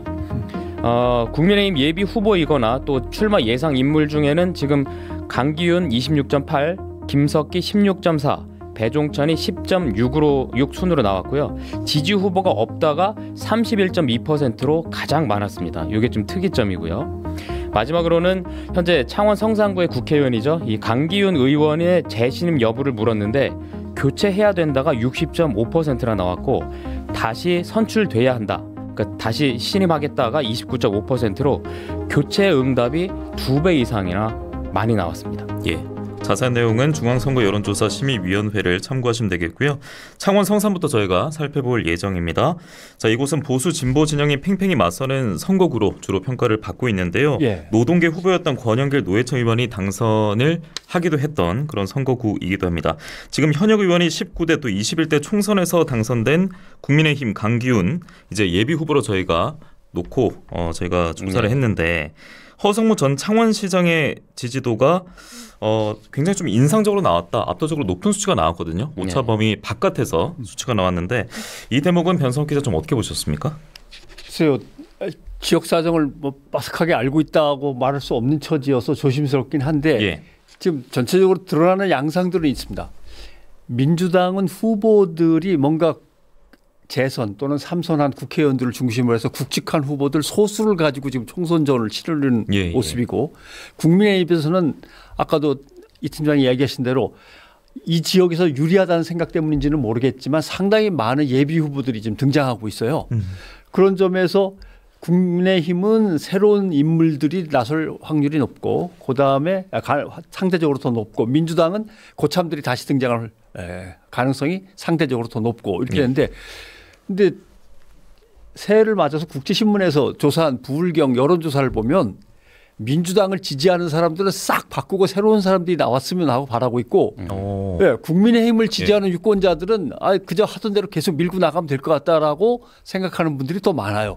그래서 지금 지지자들의 좀 소구하는 바하고 실제로 각 당이 지금 현장에서 벌어지고 있는 후보들의 어떤 군집도하고는 뭔가 좀 엇갈립니다. 그래서 전략을 다시 세우는 게 맞는 건지 이대로 가는 게 맞는 건지 모르겠습니다만은 아마 이제 후보가 정해지면 면밀한 검토를 갖다 또 하겠지만 지금으로서 대개는 한 40 내지 45%의 유권자들은 지금까지 하던 사람 말고 새 사람으로 이런 경향이 많은데 경남에서는 특히 한 50몇 % 국제신문에서 나왔는데 여기서는 지금 60%가 나온 거네요. 네, 교차 여론요. 바꿉시다라는 여론이 경남에서는 특히 높다라는 특징을 보이네요. 예, 저희가 이제 창원의 성산 이 선거구를 살펴보고 있는 거고요. 그리고 12월 27일 기준으로 예비 후보 등록을 마친 후보들 기준으로 또 언급된 인물들을 중심으로 조사한 설문이라는 점 다시 한번 말씀을 드리겠습니다. 창원 성산 같은 경우에는 앞서 문학에도 있었는데 단일화라는 변수가 이미 역사가 있지 않습니까? 맞습니다. 허성무 예비 후보도 그때 경험하면서 이제 단일화의 야권 성공을 지켜본 인물이기도 하고 여영국 정의당 지역위원장도 또 예비 후보에 지금 포함이 돼 있기도 한데 단일화 가능성이 이번에도 이 창원 성산에서 있다고 보십니까? 아니면 그런 이야기들이 있습니까? 오늘 그래서 세 당에 모두 전화를 해봤습니다. 심지어 그 해당 후보한테도 확인을 해봤고요. 일단 민주당 같은 경우는 모든 것을 다 열어놓겠다. 어느 당이든 단일화에 제한이 온다면 충분히 고려하겠다. 아주 적극적으로 지금 나온 상황이고 왜냐하면 지금 현 정부 실정에 대해서 심판하는 선거다 보니까 이때는 우리가 힘을 모아야 된다. 그리고 현재 뭐 거부권 행사라든지 이걸 뛰어넘을 수 있는 의석수 200석이나 여러 가지 뭐 고민하는 것들이 많기 때문에 그런 입장을 좀 밝히는 것 같고요. 뭐 정의당 같은 경우는 일단은 진보 정당 간의 단일화를 먼저 추진하겠다 이렇게 밝혔습니다. 이제 정의당이 지금 선거 연합 신당을 지금 추진 중이잖아요. 그래서 거기 뭐 진보당이라든지 녹색당 또 노동당 하고 지금 논의를 지금 시작을 했고 지금 선거 연대 수준이 상당히 매우 높은 수준이다 이렇게까지 지금 얘기하고 있거든요. 다만 이제 민주당하고의 연대가 사실 중요한데 지난 총선 때 그러니까 이 정의당에서는 지난 총선 때 민주당이 이 정의당과는 단일화를 안 하겠다고 했기 때문에 지금 거기에 대한 어떤 입장 표명이라거나 달라진 게 있어야 우리는 이제 움직일 수 있다 이런 입장이고요. 진보당 같은 경우는 지금 어쨌든 이건 지금 뭐 현수막에도 진보당은 강력하게 얘기를 하고 있는 것이 윤석열 정부 심판이거든요. 그래서 이런 내용으로 총선을 치러야 되기 위해서는 치르기 위해서는 진보 대단결이 무조건 필요하다. 아주 적극적으로 나오고 예. 있고 야권 연대는 꼭 해야 된다 이런 생각까지 가지고 있더라고요. 예. 네. 그러니까 쉽지는 않은 것이 일단 정의당, 그다음에 진보당, 녹색당, 노동당 이제 4개 진보 정당이 뭔가 하나로 뭉치려는 움직임은 계속 있으면서 논의도 진행이 돼서 연말까지는 뭔가 모습을 보이겠지 했는데 못 보였습니다. 네네. 그래서 이제 새해로 넘어왔는데 그러니까 의견이 많이 모아졌지만 이루지는 못했는데 그렇다고 판이 깨진 건 아닌 건 분명한 것 같고 근데 말씀하신 대로 당끼리 선거연합은 있는데 그럼 민주노총의 연석회의 참여를 어떻게 할 것이냐라고 하는 문제 그다음에 진보정치연합의 원탁회의도 있는데 그건 다른 어떤 정당이 아닌 세력들을 집어넣는 문제도 이제 남아있고 또 하나 민주당 입장에서는 열려 있어요. 그런데 열려 있는 게 아니라 지금 이 작은 진보 정당들이 바라기에는 내려놓기를 원하는 건데 내려놓는다 소리를 안 하고 그냥 열어놓는다고만 하니까 근데 이 4개 진보 정당 안에 강한 흐름은 지금이야말로 양당 체제를 무너뜨리고 새로운 진보 정당이 원내로 들어가는 길을 만들어야 된다는 의견이 상당히 강해서 자 민주당과의 연대해서 또 민주당만 도와준다 반윤 연대라는 명분 하에 이건 뭐 우리가 얻는 게 없으면 뭐하러 또 그 일을 또 하느냐라고 하는 여론이 강한데 거기다가 또 이제 용해인 의원의 기본소득당 네. 개혁연합신당으로 간다라고 하는 문제가 남아 있고 그럼 그 당은 어떻게 처리할 거냐? 단일화로 가기에는 이런 이제 고비들이 상당히 많이 남았는데 예. 시간은 없습니다. 벌써 1월 중순으로 가고 있는데 그런 점에서 지켜볼 수는 있지만 크게 기대는 못하지 않을까 이런 생각도 하는 거죠. 예. 저희가 이제 사실 초반에 다루려고 했었는데 지금 이제 민주당 같은 경우에는요. 네. 당 대표가 부재하지 않습니까? 예. 정말 이 끔찍한 일이 새해 벽두부터 펼쳐졌는데 이런 대목이 좀 다가오고 있는 총선에 어떤 영향을 미치지 않을까? 민주당 지지자들은 또 걱정을 많이 하실 것 같거든요. 근데 지금으로서 말하기가 섣부른 것이 왜냐하면 범인의 신분이 정확하게 이제 드러나야 되는 거고 그다음에 배후에 누가 있었느냐의 문제가 또 드러나야 됩니다. 이 여부에 따라서 파괴력이나 영향력이 얼마나 커지냐가 이제 전해지고 있죠. 그냥 가장 약한 경우는 정치에 과몰입하다 보니까 과몰입한 정치 어떤 도착적인 상태에서 내가 개인적으로 저질렀다. 이렇게 하면 그냥 흐지부지 끝날 수도 있는 거고 누군가가 같이 모의를 해줬다 그러면 이제 영향력이 점점 커지죠. 그 범위가 넓어지면 넓어질수록 영향력은 더 커지는 거고. 근데 문제는 이렇게 되면 섣불리 움직일 수 없는 사람도 있습니다. 이낙연 전 대표 같은 경우 나가서 당을 만드는 작업이 주춤하고 어떻게 보면 이준석 전 대표도 그쪽에서 당을 만드는 작업도 주춤할 수 있고 탈당하려던 사람들도 주춤할 수밖에 없고 이재명 대표의 재판 자체도 자꾸 연기될 거고 모든 것들이 스톱된 상태여서 이건 조사 결과가 나온 다음에 또 시나리오별로 생각을 해봐야 될 것 같습니다. 예, 어제 이 소식 전해지면서 사실 경남 도당들도 일제히 준비하고 있는 맞습니다. 일정들이 있지 않았어요? 신고식과 단배식 모든 걸 다 취소했었죠. 예. 그러나 다들 신경 쓰이는 것은 박근혜 전 대통령이 당대표 시절에 2006년 당시에 나름대로 피습을 당해서 깨어나자마자 대전은요라고 하면서 지방선거에 판세가 확 뒤집힌 게 있거든요. 그러니까 이걸 여도 야도 잘 알고 있으니까 야 이재명 대표가 깨어나서 첫마디 그리고 거기에 따른 유권자들의 어떤 분노면 분노 또는 안타까움이면 안타까움 또는 뭐 또 다른 감정들이 어떻게 섞이게 될까 여기에 대단히 촉각을 곤두세우고 있는 거죠. 네, 새해 초부터 이제 제1야당 대표가 충격적인 일을 대표주 대납도 당했기 때문에 저희가 이 소식 전해드렸고요. 지금은 또 회복 치료에 전념을 하고 있다는 소식까지도 들었습니다. 저희는 전하는 말씀 듣고 돌아와서 다른 지역구 다른 선거구 이어드리겠습니다.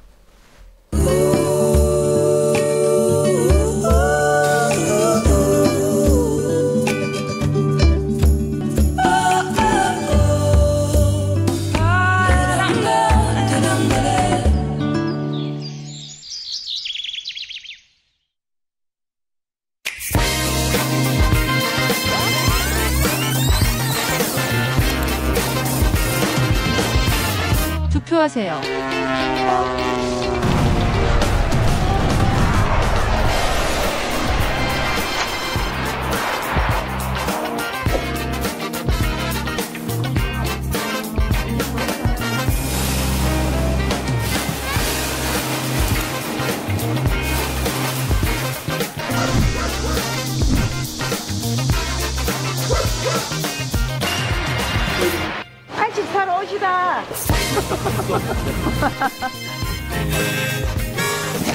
Pas beaucoup de poissons d'ailleurs.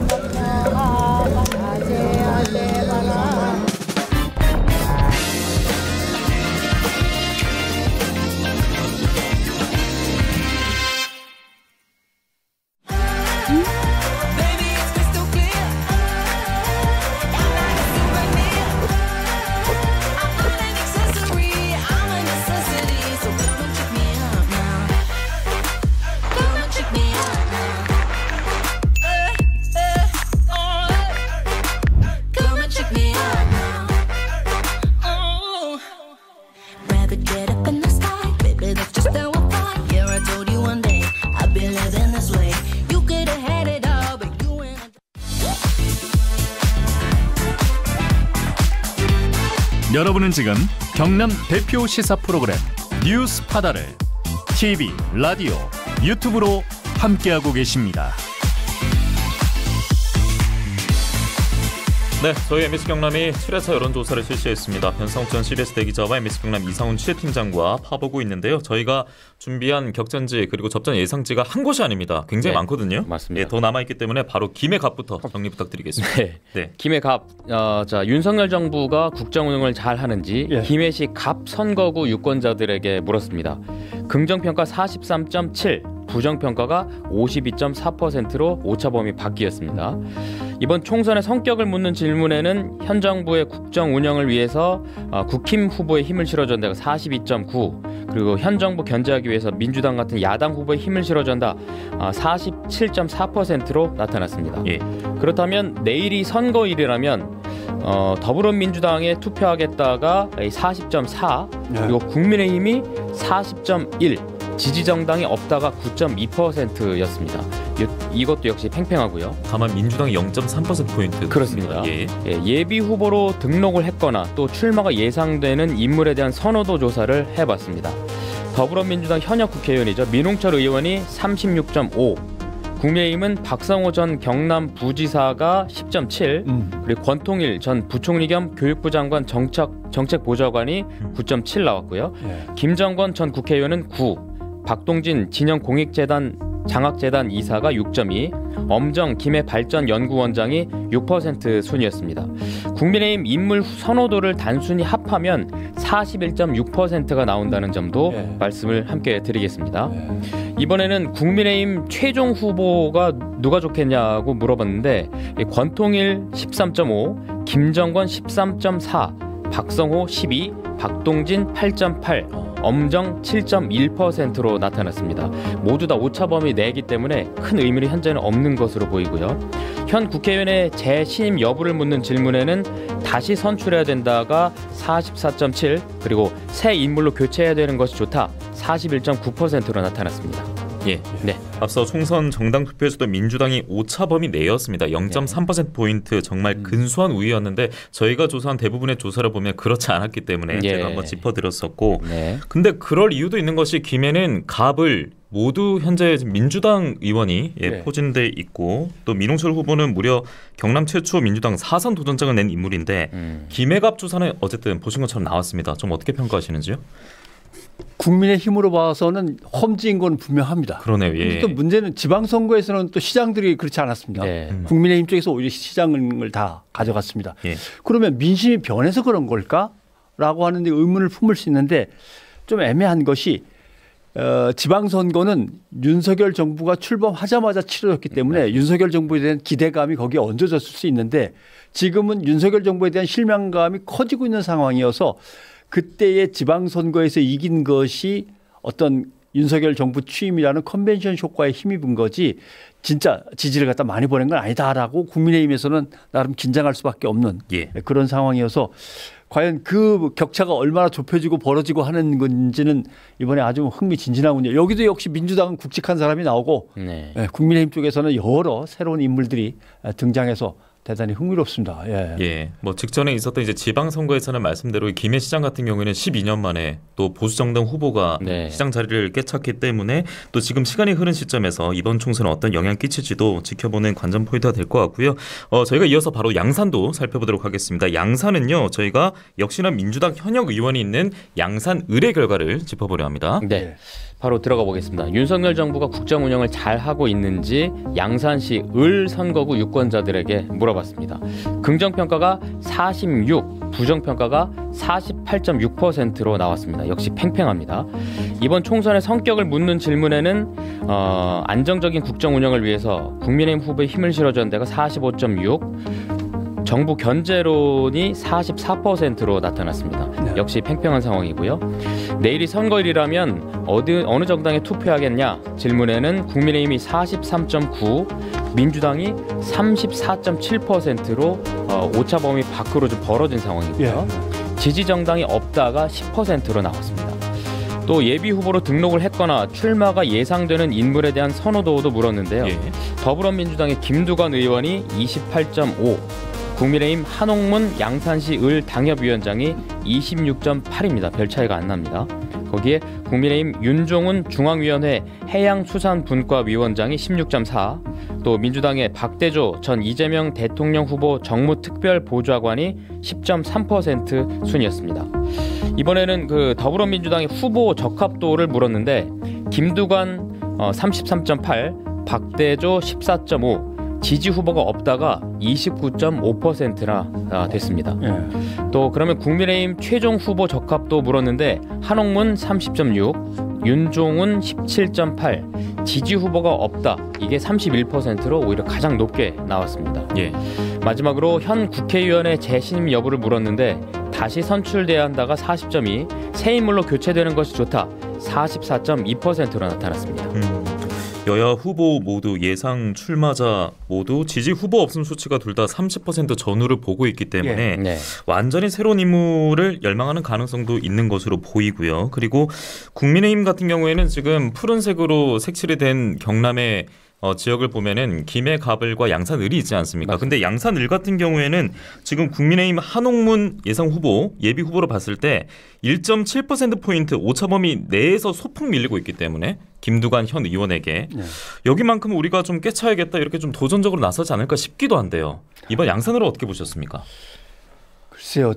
김두관 삼선이시죠 이제? 네, 삼선 도전. 삼선 도전인 거죠. 예. 그래서 대표적으로 김두관이라고 하는 거물급 그리고 노회한 정치인이 계속 그 자리에 있는 거에 대해서 아마도 민주당을 지지했던 사람들 중에서는 새로운 인물을 은근히 기대하기도 하는 것 같은데 예.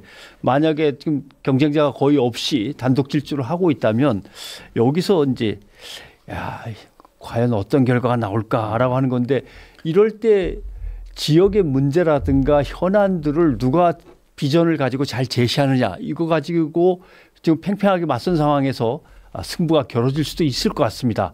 다만 이제 문제는 그동안 우주항공청이라든가 이제 경남에서 바라던 많은 수건 사업들이 제대로 추진 안 된 것들이 꽤 있어서 그게 여당 책임이냐 야당 책임이냐 이제 논란을 거듭하지만 야당 책임이라고 여기에서 공세가 강해지면은 김두관 후보가 상당히 좀 불리할 수도 있겠네요. 예. 이전 선거구도 그랬습니다만 이제 국민의힘 그 예비 후보들의 수치를 단순히 합치면은 넘어서기도 하고 지금 맞습니다. 양산 을도 동일합니다. 맞습니다. 그래서 민주당도 참 안심할 수 없는 상황이 아닐까 싶습니다. 이상훈 기자. 김두관 의원 같은 경우는 이제 뭐 인물이나 뭐 체급으로 봤을 때는 이제 상대적으로 지금 예비 후보 국민의힘 예비 후보로 등록해 있는 분들보다는 이제 월등히 좀 앞서는 뭐 인지도는 어쩔 수 없이 이제 앞설 수밖에 없는데 다만 이제 참신함이라든가 또는 지역에 얼마나 노력을 했느냐. 그러니까 중앙 정치에서의 어떤 모습은 많이 보이지만 과연 지역에서도 그만큼 했느냐 이런 부분이 아마 조금씩 작용하는 것이 아닌가. 지지하는 누군가가 없다가 25에서 30까지 왔다 갔다 하는 정도면은 이게 선택적 지지이기 때문에 여기서 이제 선거 전략이라든가 선거 공약 같은 것들이 제대로 설명이 되면 뭔가 이제 따올 수 있는데 그렇지 않으면은 이제 어려워지고 이런 것 같습니다. 현직으로 지금 민주당의 김두관 국회의원이 있는데도 지금 내일이 선거일이라면 어느 정당 찍겠냐 해서 이제 국민의힘이 43이고 이제 민주당이 34로 이제 뚝 떨어지거든요. 예. 여러 가지가 지금 변수로 많이 작용할 것 같습니다. 네, 아, 총선 정당투표도 예. 9.2%포인트 여당 지지가 높았기 때문에 오차 범위 바뀝니다. 네. 저희가 꼽은 격전지 중에서도 격전지로 현재까지는 저희가 평가를 해볼 수 있겠고요.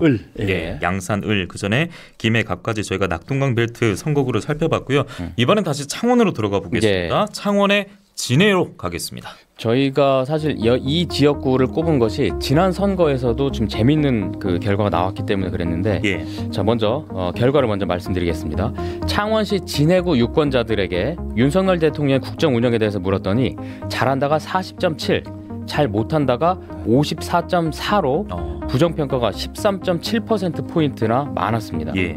그럼 이번 국회의원 선거에서는 민주당 같은 야당 후보에 힘을 실어줘야 된다가 48.9 나왔고요. 여당 후보에 힘을 실어줘야 된다 41.6%로 7.3%포인트 차가 납니다만 아직 오차 범위 내라는 점 말씀드리고요. 내일이 국회의원 선거라면 국민의힘에 투표하겠다가 41.1, 민주당은 39.9%로 진해구에서는 국민의힘과 민주당 지지가 아주 오차 범위 내에서 아주 팽팽한 것을 알 수가 있습니다. 또 창원시 진해구의 예비 후보로 등록을 했거나 또는 출마 예상 인물들 중에 누구를 선호하는지 일단 물어봤습니다. 민주당의 황기철 전 해군 참모총장이 26.2%, 국민의힘 현역 국회의원이죠. 이달군 국회의원이 25.3%, 민주당 김종길 전 진해구 지역위원장이 18.4%, 국민의힘 김하용 전 경남도의회 의장이 10.2%로 나와서 황기철 전 총장 그리고 이달곤 의원이 팽팽한 가운데 김종길 전 위원장도 오차범위 내에 있다는 점 다시 한번 말씀드리겠습니다. 그렇다면 민주당의 최종 후보로는 누가 적합한지 물었는데 황기철 36.3, 김종길 20.1, 16.2%포인트 차이가 났고요. 지지 후보가 없다 25.3%나 됐습니다. 그렇다면 국민의힘의 최종 후보로는 누가 적합한지 물었는데 이달곤 33.9, 김하용 15.5로 2배 이상 차이가 났는데 지지 후보 없다도 31%가 넘었습니다. 마지막으로 진해구 국회의원의 재신임 여부 물었는데 교체해야 된다가 57, 재선출이 32.1로 교체 여론이 25%포인트나 많이 나왔습니다. 새 인물을 바라는 열망이 57.1이 나왔습니다. 57.1%가 성산구와 진해구가 교체론이 제일 높게 여기가 나왔습니다. 신항 문제하고 가덕도 공항 문제가 얽혀 있는 곳이죠. 그리고 주목할 것이 황기철 그리고 이달곤 이 두 사람은 익숙한 매치업이기도 합니다. 지난 선거에서도 아주 박빙 승부를 벌이다가 늦게 개표 늦게 이 결정이 날 정도로 그러니까 바꿨으면 좋겠다. 그다음에 국민의힘을 지지하는 쪽이 좀 많아지다가 그다음에 또 책임을 묻는 뭐 심판론도 또 강한 데다가 이 복잡한 것은 아마 물류 단지라든가 가덕공항과 관련된 터미널 피해 보상 문제, 군사기지의 이전 문제 복잡한 문제가 많았는데 안 풀린 거죠 하나도. 그러니까 현역 의원이 제대로 못했다는 평가도 있고 현 정부가 제대로 못 밀어줬다는 평가도 있고 막 뒤섞이는 것 같습니다. 지금 이제 황기철 전 해군 참모총장 같은 경우는 아직 예비 후보 등록도 아직 안 한 상태고 그 조만간 이제 출판 기념회를 열고 본격적으로 이제 진행하려고 하고 있는데 그런데도 현재 스코어가 이렇게 나왔다는 점 좀 주목할 만한 것 같습니다. 이럴 때 유권자들은 뭐 누구 편을 들면은 그쪽에서 잘해주나 저쪽 편을 들면 저쪽이 또 잘해줄까 이런 게 아니라 저편 이 편 그리고 정부 지방 정부를 다 거버넌스 해갖고 통합해서 움직이면서 조절을 잘 해가지고 지역의 커다란 민원을 어떻게든 밀고 나갈 수 있는 이런 인물들을 갖다 유심히 잘 살펴보셔야 되는 거죠. 성산과 다르게 창원에서도 진해구 같은 경우는 사실 좀 보수 강세가 그래도 계속 이어져 온 곳 아닙니까? 네, 맞습니다. 그래서 지난 선거 때도 이제 인물론에서 이제 이달곤 전 행안부 장관 같은 경우 물론 현직 국회의원이지만 그러니까 진해하고 그 연관이 어느 정도 있느냐 이런 걸로 이제 상대 측에서 많이 공격을 당했던 적이 있었거든요. 지금 그래서 이제 지역구에서 얼마나 활동하냐 했느냐 그래서 지역민들이 체감할 수 있는 어떤 변화를 좀 가지고 왔는지 또 지역구 활동뿐만 아니라 어떤 변화, 요구 사항들이 좀 반영이 됐는지 이게 진짜 중요한 변수로 작용을 하고 있는 것 같습니다. 예, 저희가 이제 짚어드린 것은 예상 대진표일 텐데 네. 21대 총선에서 이제 이달곤 현 의원과 네. 그리고 황기철 해군 전 참모총장이 맞붙었는데 이번 저희 여론조사에서는 근소 우위였습니다. 오차범위 내외 안에서 황기철 출마 예상자의 당선 바람이 좀 더 높은 것으로 나왔습니다.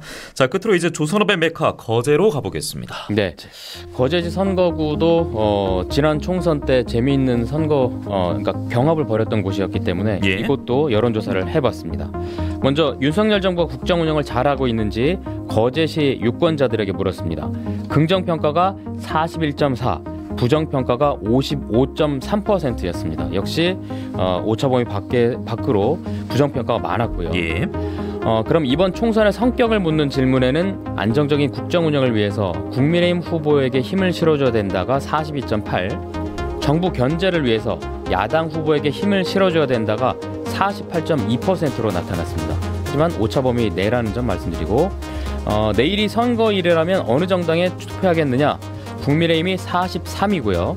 민주당이 37.5, 지지정당이 없음이 6.5%인데 역시 국민의힘과 민주당은 현재 오차범위 내에 있다는 점 말씀드리고 거제시 선거구의 인물 선호도 조사를 해봤습니다. 국민의힘 서일준 의원이 44.1, 그리고 민주당의 변광용 중앙당 정책위 부의장이 37.1%로 오차범위 내에서 경합인 것으로 현재 나타났습니다. 현 국회의원의 재신임 여부를 묻는 질문도 했는데 다시 선출돼야 한다가 46.3, 그리고 새 인물로 교체되는 것이 좋다가 44.5%로 나타났습니다.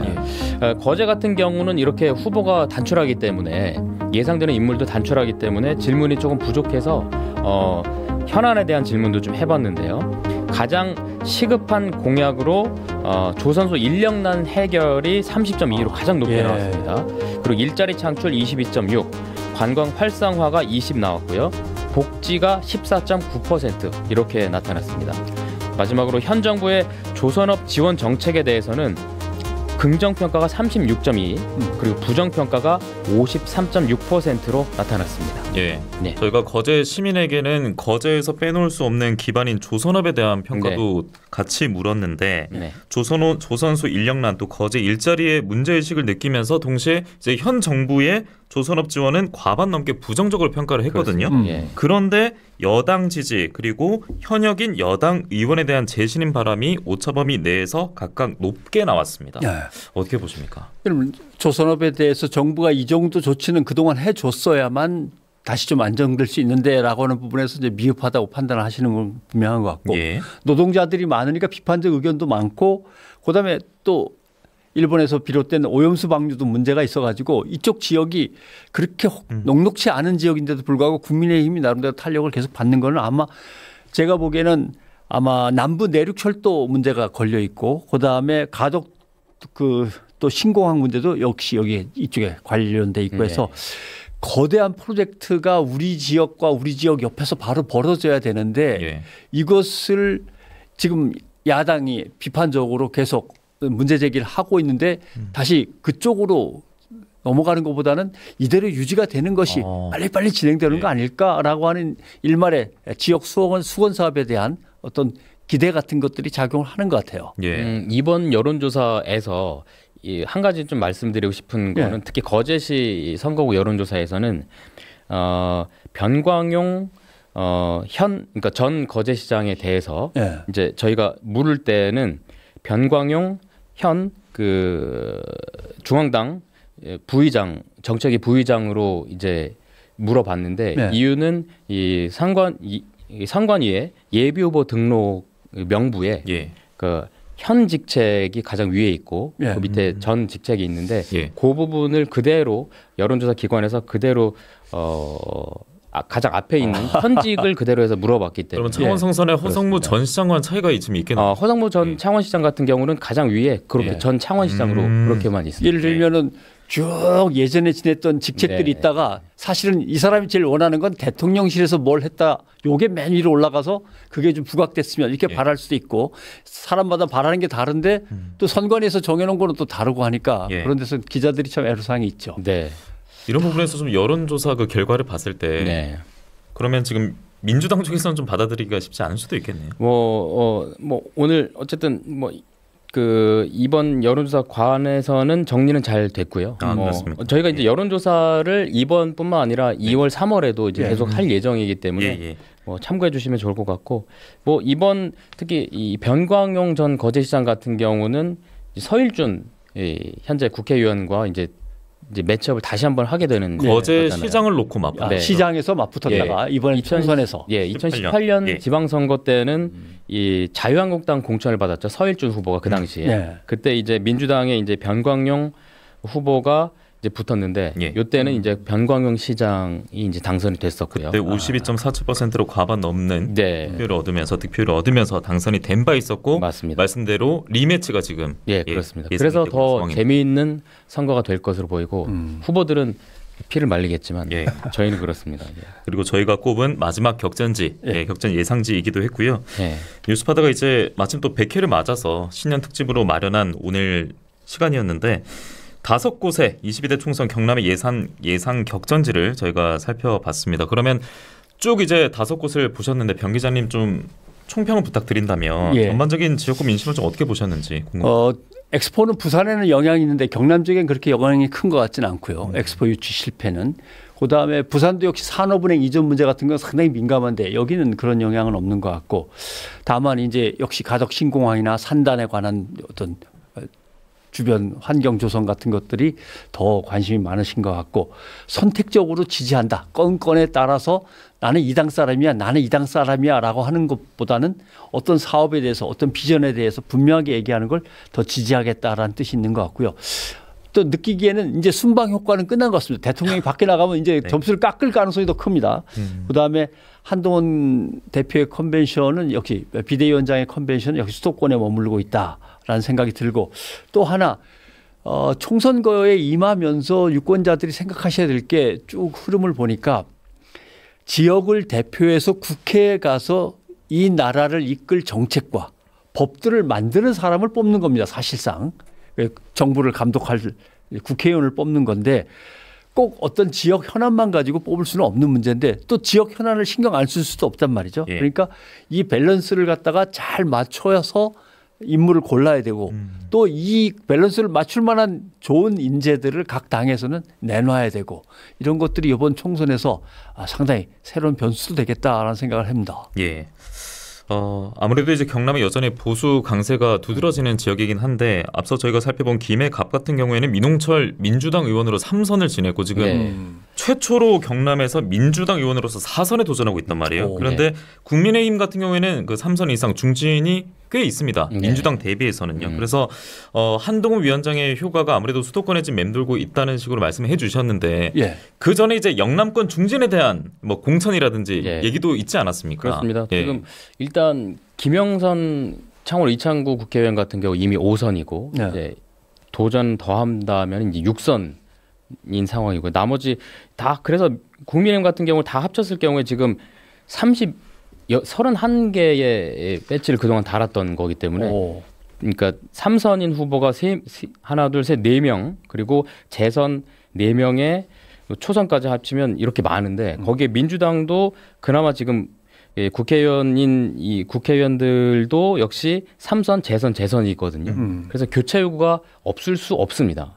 참신함 인물론이 다시 한번 부각될 수밖에 없기 때문에 상당히 긴장을 할 수밖에 없고 지난번에 개인적으로 만났을 때도 그런 속내를 많이 털어놓더라고요.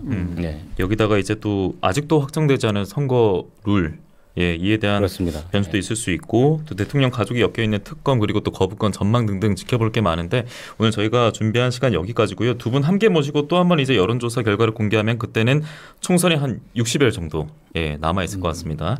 그때 또 저희가 시간 다시 한번 마련하도록 하겠습니다. 전 CBS 변상욱 대기자 MBC 경남 이상훈 취재팀장과 오늘 함께했습니다. 고맙습니다. 고맙습니다. 예. 이번 주 저희가 준비한 소식도 여기까지입니다. 남은 한 주 건강하게 보내시고요. 다음 주 월요일 저녁 6시 10분에 다시 인사드리도록 하겠습니다. 함께해 주신 여러분 고맙습니다. 안녕히 계십시오.